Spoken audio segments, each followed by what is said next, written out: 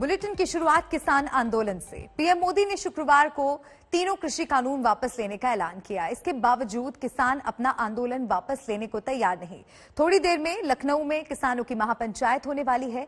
इससे पहले कल दिल्ली में संयुक्त किसान मोर्चा की बैठक हुई, जिसमें आंदोलन जारी रखने के फैसले के साथ पीएम मोदी के नाम 6 मांगों की चिट्ठी जारी की गई।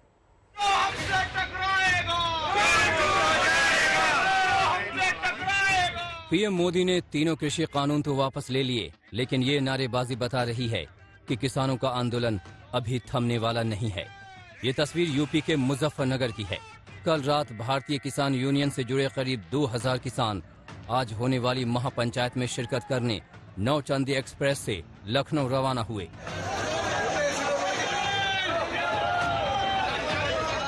किसानों का यह गुस्सा तब है जब पीएम मोदी शुक्रवार को राष्ट्र के नाम के संदेश में कानून वापसी का ऐलान कर चुके हैं।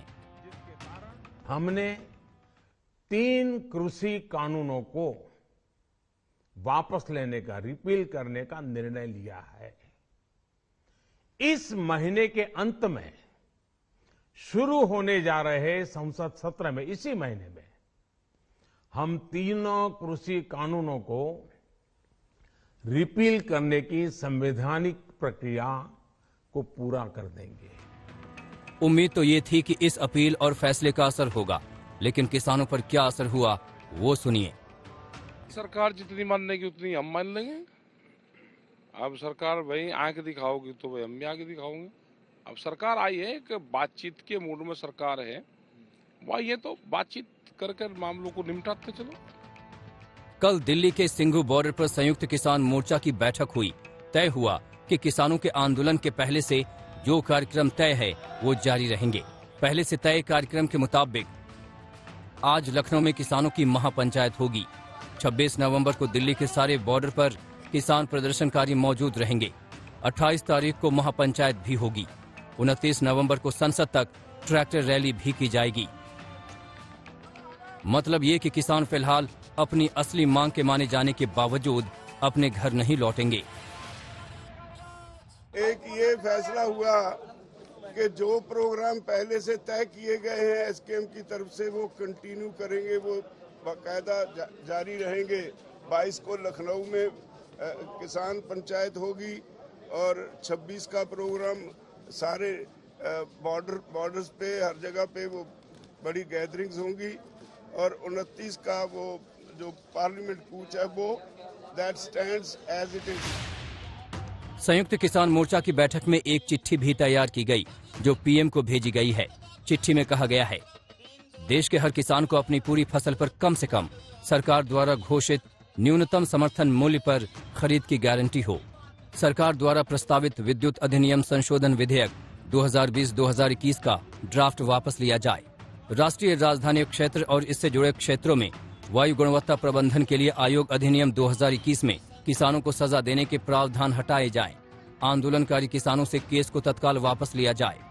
गृह राज्य मंत्री अजय मिश्रा टेनी को बर्खास्त और गिरफ्तार किया जाए। आंदोलन के दौरान मारे गए किसानों के परिवारों के मुआवजे और पुनर्वास की व्यवस्था हो। किसान स्मृति में एक शहीद स्मारक बनाने के लिए सिंघू बॉर्डर पर जमीन दी जाए। अब कह रहे हो कि चिट्ठी का अगर कैसा जवाब आए, कैसा रिएक्शन आए, उस पे डिसाइड होगा कि 29 को जो ट्रैक्टर मार्च है वो जाएगा या नहीं। तमाम बातें कंसीडर होंगी, उस पे तमाम चीजें उस पे निर्भर कर सकती हैं, ऐसा कह सकते हैं आप। सबसे बुनियादी सवाल है एमएसपी का गारंटी देने वाला केंद्रीय कानून बनाने का सवाल है। उसके ऊपर कोई ठोस आश्वासन नहीं है और ये पूरे देश का सवाल है, क्योंकि आज 4 लाख से ज्यादा किसानों ने आत्महत्या की कर्जे की वजह से, क्योंकि उनको दाम नहीं मिल रहा। तो ये एक सवाल है। यानी किसानों ने गेंद एक बार फिर से सरकार के पाले में डाल दी है। दिल्ली से श्रेया आशुतोष मिश्रा और सुशांत मेहरा के साथ आज तक ब्यूरो। किसान आंदोलन की शुरुआत से एक ही मांग एक सुर में सुनाई देती थी कि काले कानून वापस लो, और अब जब ये फैसला लिया जा चुका है उसके बाद भी तस्वीर कुछ खास बदली नहीं है। मेरे सहयोगी कुमार अभिषेक लखनऊ में इस वक्त मौजूद हैं, जहां पर किसानों की महापंचायत होनी है, उनका रुख करते हैं। कुमार, वहां पर जो महापंचायत आज होने वाली है, क्या वो मुद्दे रहेंगे जिन पर मंथन होगा, और क्या लग रहा है कि आज कोई बड़ा फैसला लिया जा सकता है? देखिए मल्लिका, ये कार्यक्रम पहले से प्रस्तावित था जब तीनों कानून वापस नहीं लिए गए थे और एक बड़ी महापंचायत की बात राकेश टिकैत ने कही थी कि वो लखनऊ में करेंगे, लेकिन इस बीच तीनों कानून वापस ले लिए गए। लेकिन ये कार्यक्रम हो रहा है और आज राकेश टिकैत पहुंच चुके हैं। हम आपको जरा दृश्य दिखा दें। इस वक्त जो भारतीय किसान यूनियन और जो दूसरे किसान संगठनों के लोग हैं वो सब पहुंच चुके हैं। 10 बजे का वक्त रखा गया है इस आज की इस महापंचायत के लिए और राकेश टिकैत मंच से बोलेंगे। कई और नेता जो किसान नेता हैं वो भी आज संबोधित करेंगे। तमाम लोगों की निगाहें इस बात पर रहेंगी कि आंदोलन अब यहां से क्या पीछे जाएगा या फिर आगे और बढ़ेगा। हम आपको मंच की तरफ भी दिखाएंगे। मंच पर इस वक्त ढेरों नेता मौजूद हैं, लेकिन राकेश टिकैत कुछ देर में पहुंचेंगे। चूंकि तीनों कानून वापस ले लिए गए हैं, इसलिए अब पूरा मुद्दा जो है वो एमएसपी की गारंटी, विद्युत अधिनियम बिल, जो जिन किसानों की मौत हुई है उनके लिए मुआवजा, नौकरी और साथ साथ अजय मिश्रा टेनी, इनकी गिरफ्तारी के इर्द गिर्द घूमेगी। और आज जिस तरीके से किसानों का ये महापंचायत चल रहा है और जिस तरीके से राकेश टिकैत पहुंचे हैं, अब उम्मीद ये की जा रही है कि आज कुछ बड़ी बातें कहेंगे, क्योंकि 27 को एक जो बड़ा कार्यक्रम दिल्ली में है उसकी एक झलक भी हो सकती है। कई लोग यहाँ पर मौजूद हैं, उनसे पूछने की, बात करने की कोशिश करते हैं।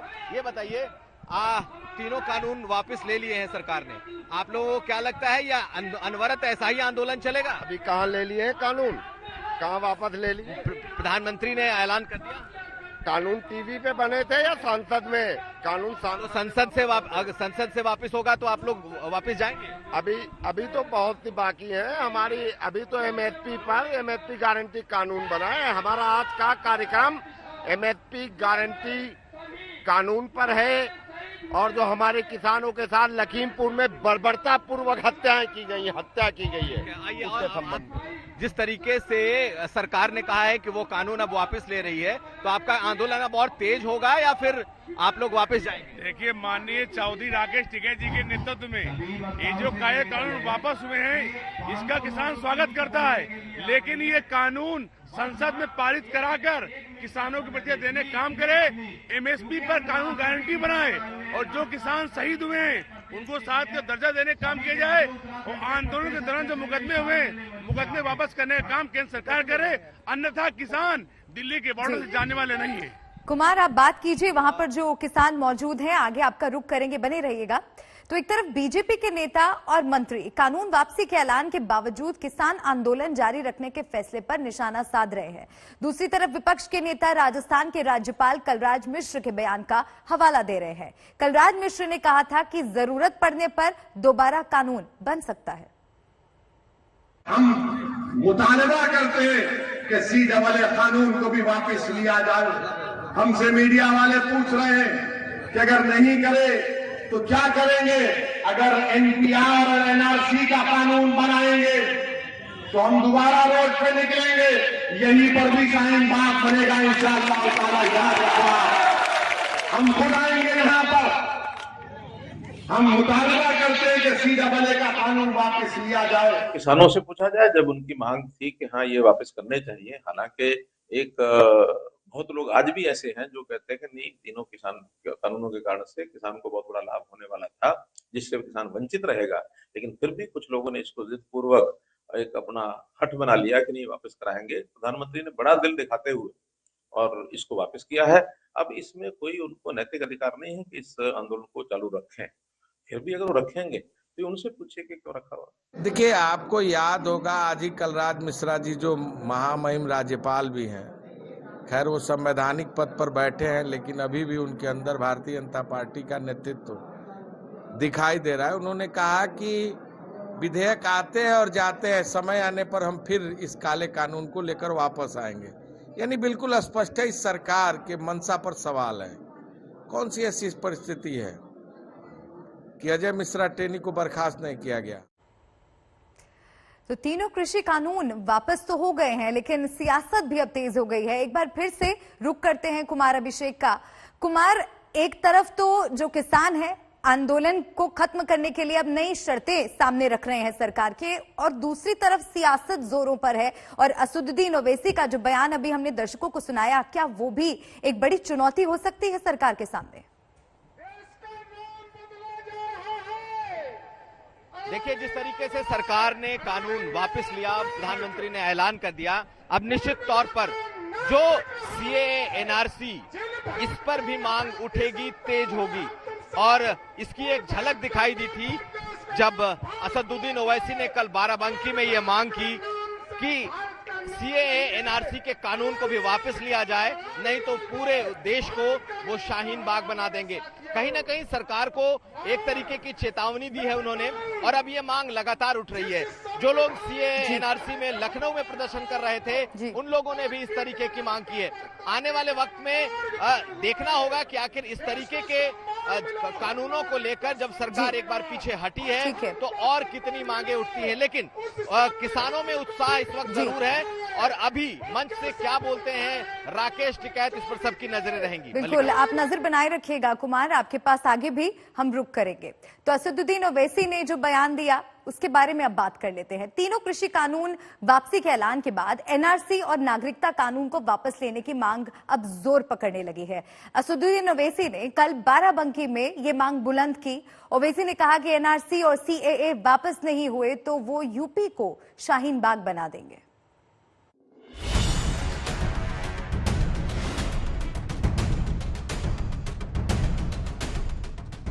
सीएए का कानून वापस लेना चाहिए। क्यों लेना चाहिए? क्योंकि वो संविधान के खिलाफ है। 3 कृषि कानूनों की वापसी के ऐलान के बाद अब सीएए पर सरकार पर दबाव बनाने की तैयारी शुरू हो गई है। नागरिकता कानून वापस न लेने पर एआईएमआईएम के मुखिया असदुद्दीन ओवैसी ने यूपी में शाहीन बाग बनाने की धमकी दे डाली। हम मुतालबा करते हैं कि सीएए कानून को भी वापस लिया जाए। हमसे मीडिया वाले पूछ रहे हैं कि अगर नहीं करे तो क्या करेंगे? अगर एनपीआर और एनआरसी का कानून बनाएंगे तो हम दोबारा रोड पे निकलेंगे, यहीं पर भी शाहीन बाग बनेगा इंशाअल्लाह ताला। याद रखना, हम खुद आएंगे यहाँ पर। हम मुतालबा करते हैं कि सीएए का कानून वापस लिया जाए। एनआरसी और नागरिकता कानून के खिलाफ शाहीन बाग का आंदोलन दुनिया भर की सुर्खियों में था। कोरोना पाबंदियों की वजह से आंदोलन खत्म होने से पहले कई महीनों तक शाहीन बाग की महिलाएं दिन रात धरने पर बैठी रहीं।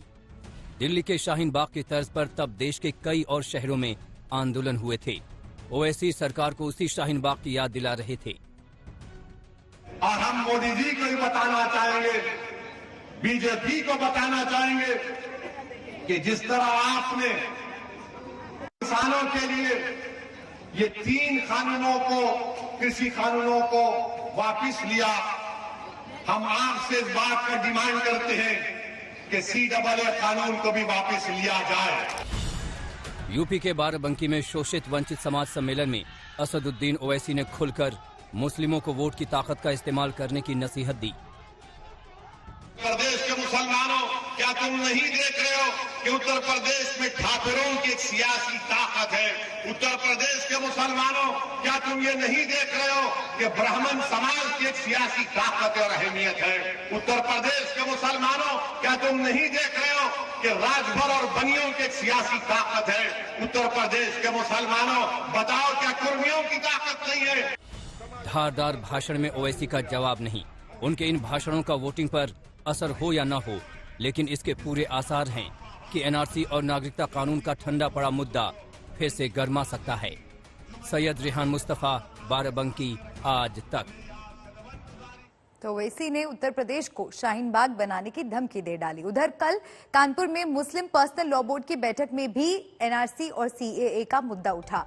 All India Muslim personal law board के 27वें अधिवेशन में कुल 11 प्रस्ताव पास हुए। प्रस्ताव में कहा गया कि कॉमन सिविल कोड को पूरे देश में लागू नहीं किया जा सकता, क्योंकि सभी धर्मों को संविधान के अंतर्गत धार्मिक आजादी दी गई है। धार्मिक हिंसा के खिलाफ कड़े कानून की मांग की गई। साथ ही पैगंबर इस्लाम के खिलाफ अपमानजनक टिप्पणियों को रोकने के लिए सख्त कानून बनाने की मांग की गई। एनआरसी और सीएए बिल को वापस लेने की भी मांग उठाई गई। हम ये देख रहे हैं कि पिछले कई दिनों से, पिछले कई महीनों और सालों से हमारे देश में हजरत मोहम्मद सल्लल्लाहु अलैहि वसल्लम जो इस्लाम के पैगंबर है, उनकी शख्सियत के बारे में बहुत गलत बातें आ रही हैं, उनकी अवहेलना की जा रही है। तो हमने ये सरकार से मुतालबा किया है कि ऐसे लोगों के खिलाफ कार्रवाई होनी चाहिए, पहली बात। और दूसरी बात हमने ये कही है कि एक ऐसा ब्लास्फेमी पे कानून बनना चाहिए, किसी भी धर्म की जो धार्मिक फैसिलिटीज हैं, चाहे वो हिंदू धर्म हो, चाहे सिख हो, चाहे ईसाई हो, चाहे बौद्ध हो, चाहे जैन हो, चाहे मुसलमान हो, किसी धर्म की धार्मिक फैसिलिटी के खिलाफ कोई भी अशब्द कहा जाए, अपशब्द कहा जाए या उनकी फैसिलिटी के बारे में गलत बातें कही जाए तो उनके खिलाफ कार्रवाई होनी चाहिए और कानून बनना चाहिए। अब खबर त्रिपुरा में मचे बवाल की। तृणमूल कांग्रेस के यूथ विंग की नेता सयानी घोष की अगरतला में गिरफ्तारी के खिलाफ आज टीएमसी सांसद दिल्ली में धरना देंगे। टीएमसी सांसदों का दल आज गृह मंत्री अमित शाह से भी मिल सकता है। कल रात ही ये दल कोलकाता से दिल्ली पहुंचा है।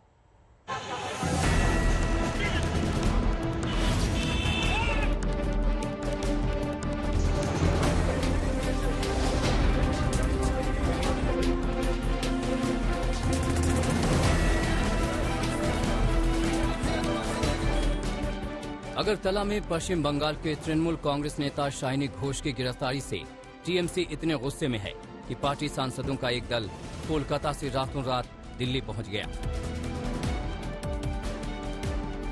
आज तृणमूल के सब सांसदों को दिल्ली आने को बोला गया है। हम अभी जाके हमारे पार्टी ऑफिस में मिलेंगे और लगता है कि त्रिपुरा में जो जाति हुआ है, बीजेपी के लोग जो अत्याचार किया है, त्रिपुरा पुलिस जो अरेस्ट किया है हमारा यूथ कांग्रेस का प्रेसिडेंट को, उसके खिलाफ कोई प्रोग्राम होगा। टीएमसी सांसद थोड़ी देर में दिल्ली में धरने पर बैठेंगे। सूत्रों के मुताबिक त्रिपुरा हिंसा के मुद्दे पर टीएमसी नेता सर्वोच्च न्यायालय में भी अर्जी डाल सकते हैं। टीएमसी सांसदों के दल ने इस मुद्दे पर गृह मंत्री अमित शाह से मिलने का वक्त भी मांगा है। दरअसल तृणमूल कांग्रेस के यूथ प्रेसिडेंट शाइनी घोष को त्रिपुरा पुलिस ने हत्या की कोशिश के आरोप में गिरफ्तार किया है। शाइनी घोष को आज अदालत में पेश किया जाएगा। इसके खिलाफ जो प्रिलिमिनरी हम लोग इंट्रागेशन के लिए हम लोग बुलाया है, तो काफ़ी जो बाकी लोगों को जो विटनेसेस को स्टेटमेंट लेने के बाद ये पता चला कि इसके खिलाफ जो केस हुआ है 153 ये और 307 120 बी में ये थोड़ा एविडेंस इसको मिला हुआ है, तो इसीलिए हम लोग इसको अरेस्ट किया। इससे पहले त्रिपुरा के अगरतला पूर्व थाने में जमकर बवाल हुआ। आरोप है कि बीजेपी कार्यकर्ताओं ने थाने में पुलिस के सामने टीएमसी कार्यकर्ताओं पर हमला किया। तस्वीरें देखिए किस कदर ये इलाका रणभूमि में तब्दील नजर आ रहा है। बवाल की शुरुआत 20 नवंबर को हुई। आरोप है कि बिप्लब देव की सभा स्थल के पास से गुजरते हुए शाइनी घोष ने खेला हुए का नारा लगाया था, लेकिन त्रिपुरा पुलिस के मुताबिक शाइनी घोष ने गाली गलौज की और पथराव किया। त्रिपुरा पुलिस ने शाइनी को धारा 307 यानी हत्या की कोशिश के आरोप में गिरफ्तार कर मामला दर्ज कर लिया। त्रिपुरा में बीजेपी और टीएमसी के बीच रस्साकशी तेज है। शाइनी घोष की गिरफ्तारी के बाद टीएमसी के नेता अभिषेक बनर्जी कल त्रिपुरा जा रहे थे, लेकिन उनकी चार्टर्ड फ्लाइट को अगरतला में उतरने की अनुमति नहीं मिली। हालांकि सूत्रों का कहना है कि तकनीकी आधार पर उनकी फ्लाइट को उतरने की इजाजत नहीं मिल पाई। इस पूरे बवाल में गौर करने वाली बात यह है कि 2023 में त्रिपुरा विधानसभा चुनाव होना है और 25 नवंबर को निकाय चुनाव होने हैं। कोलकाता से अनुपम मिश्रा के साथ आज तक ब्यूरो।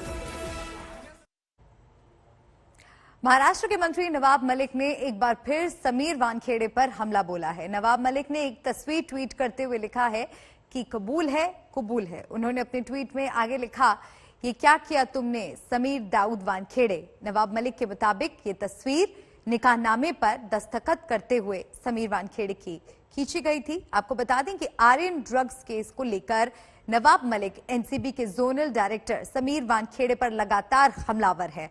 नवाब मलिक के मुताबिक समीर वानखेड़े मुस्लिम है और कास्ट सर्टिफिकेट में फर्जीवाड़ा कर उन्होंने आरक्षण का गलत फायदा उठाया है। तो एक के बाद एक हमला कर रहे हैं नवाब मलिक समीर वानखेड़े पर। और आज इसी कड़ी में एक और तस्वीर उन्होंने ट्विटर पर पोस्ट की है। ये तस्वीर आपको दिखा रहे हैं। साथ ही कैप्शन में उन्होंने लिखा, कबूल है, कबूल है।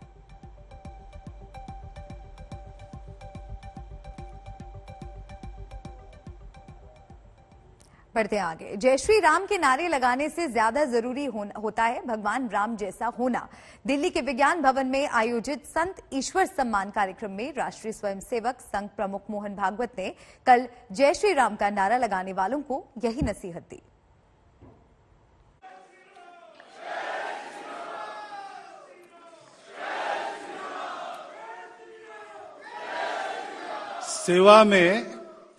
सेवा में होश होता है, जोश नहीं। ये जहां नारे लगाने वहीं लगाने चाहिए। ये काम नारों का नहीं है, ये काम करना पड़ता है। मेरे बोलने पर आप तालियां बजा रहे हैं, लेकिन ये लोग कर रहे हैं। ये कर रहे हैं इसलिए मैं बोल पा रहा हूं। उनकी पूजा, जयंती, पुण्यतिथि, जय जयकार ये सब करेंगे। जैसे अभी जय श्री राम हम कहते हैं बड़े जोर से, कहना भी चाहिए, कोई बुरी बात नहीं है, लेकिन श्री राम जैसा होना भी चाहिए ना।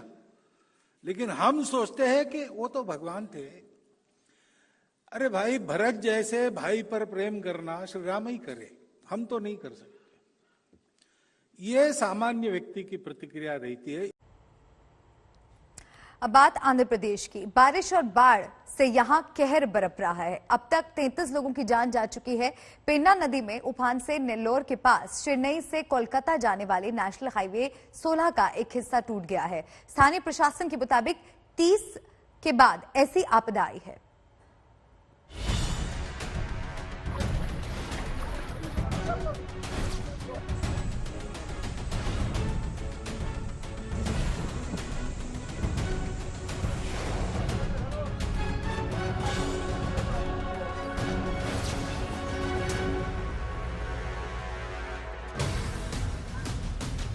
पानी ही पानी, सड़कों पर पानी भर गया। पानी के प्रहार से पुल टूट गए। लोगों को बचाने के लिए नाव का सहारा लेना पड़ा। ये तस्वीर आंध्र प्रदेश के नेल्लोर जिले की है। ये चेन्नई को कोलकाता से जोड़ने वाला NH 16 है। पन्ना नदी में पानी का ऐसा उफान आया कि हाईवे 2 हिस्सों में बंट गया। स्थानीय प्रशासन की माने तो नेल्लोर में 30 साल में ऐसी तबाही पहले नहीं देखी गई। मेरे हिसाब से और लोगों के हिसाब से पिछले 30 ईयर से ऐसा सिचुएशन कभी भी नहीं आया था। यही first year, with in 30 years में ये फर्स्ट टाइम ऐसा आया था। ये अनएक्सपेक्टेड है। तस्वीरें देखिए, सैलाब का पानी किस तरह रिहायशी इलाकों में घुसा है। सड़कों पर सीने भर पानी बह रहा है। बाजार में पानी ही पानी है। दुकानदारों और खरीदारों की जगह यहां राहत कर्मी नजर आ रहे हैं। SDRF और NDRF की टीम लगातार रेस्क्यू ऑपरेशन में जुटी है। कल 500 से ज्यादा लोगों को सुरक्षित जगहों पर पहुंचाया गया। करीब 1000 से ज्यादा लोग इस इलाके में फंसे हुए थे। रेस्क्यू किए गए लोगों के लिए नेल्लोर में राहत कैंपों का इंतजाम किया गया है। राहत ऑपरेशन के दौरान शनिवार को SDRF के एक कांस्टेबल की मौत हो गई। रेस्क्यू करते हुए लाइफ जैकेट अनलॉक होने से कांस्टेबल पानी में डूब गया। हम लोग 520 आदमी को अभी रेस्क्यू कर चुके हैं और फूड वगैरह सब प्रोवाइड कर रहे हैं। ड्रिंकिंग वाटर, जितना भी पब्लिक फंसे हैं उन लोग सब रेस्क्यू कर रहे हैं। जिसको हॉस्पिटलिटी जरूरत है उनको भी हम लोग हॉस्पिटल का एम्बुलेंस के जरिए हम भेज रहे हैं। आंध्र प्रदेश में बारिश से जुड़े हादसों में मरने वालों की संख्या 33 पहुंच चुकी है। 12 लोग लापता हैं। आशीष पांडे, नेल्लोर, आज तक। INS विशाखापट्टनम देश के लिए मिसाल है। 75% स्वदेशी उपकरणों से बने इस युद्धपोत में आधुनिक हथियार लगे हैं। दुश्मनों को सरहद की दहलीज तक आते ही बर्बाद कर देने वाला INS विशाखापट्टनम नौसेना की शान है।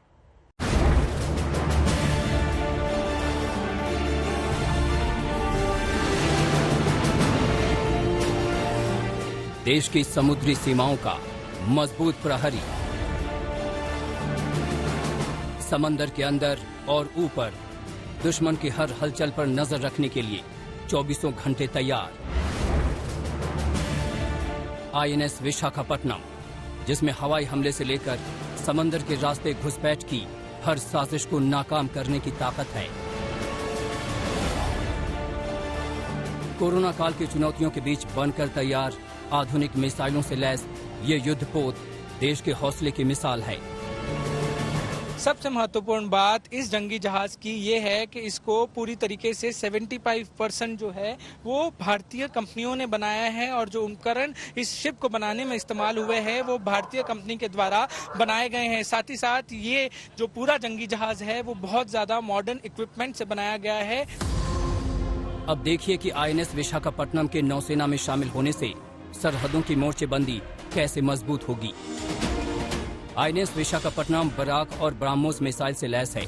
INS विशाखापट्टनम में 16 ब्रह्मोस मिसाइल हैं। युद्धपोत में 32 एंटी एयर बराक मिसाइलें तैनात की जा सकती हैं, जिनकी रेंज 100 किलोमीटर तक है। बराक मिसाइल सतह से हवा में मार कर सकता है। दुश्मन के जहाज का सुराग मिलते ही इस युद्धपोत की डेक से एंटी एयरक्राफ्ट मिसाइल लॉन्च हो सकती है। इस युद्धपोत में दुश्मन की हर साजिश से निपटने की क्षमता है। इसमें टॉर्पीडो ट्यूब, पनडुब्बी रोधी rocket launcher, super rapid gun mount के अलावा combat management system, integrated platform management system लगा है। युद्धपोत दुश्मन से वार करने के साथ साथ उसे चकमा भी दे सकता है। इसकी बाहरी सतह एक स्पेशल स्टील की धातु से बनाई गई है, जिसकी वजह से ये दुश्मन के रडार की पकड़ में नहीं आ सकता। समंदर की लहरों पर तैरता INS विशाखापट्टनम ये भरोसा देने में सक्षम है कि भारत अब अपनी ताकत से अपनी सरहदों की सुरक्षा के लिए आधुनिकतम सुविधाओं से लैस युद्धपोत बना सकता है। ये है ब्रह्मोस मिसाइल वाला हिस्सा जहां पर ब्रह्मोस मिसाइल रखी गई हैं। यहाँ पर 8 मिसाइल्स हैं और यहाँ पर 8 मिसाइल्स हैं। ये मिसाइल जो दुश्मन हैं उनको पूरी तरीके से निस्तनाबूद करने में एकदम पूरी तरह सक्षम है। वैसे में इन मिसाइलों को दुश्मन की रेंज से बचाने के लिए इनको पूरी तरीके से कवर किया गया है और ये हिस्सा पूरे शिप का सबसे महत्वपूर्ण